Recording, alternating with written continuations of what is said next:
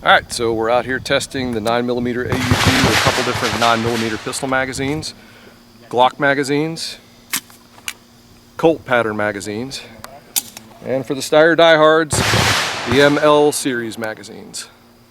Modification to the NATO magazine, Colt pattern 9mm, fits in, releases the same way, in here or off the other paddle. On the last round, the bolt locks open. Magazine removes same as it would with the other NATO mags.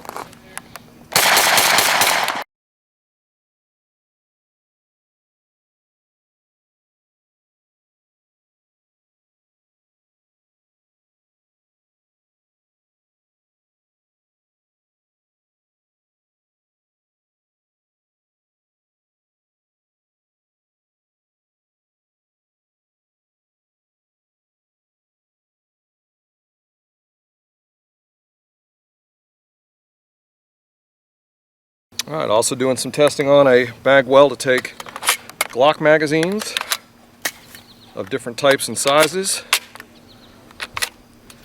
and Steyr pattern magazines.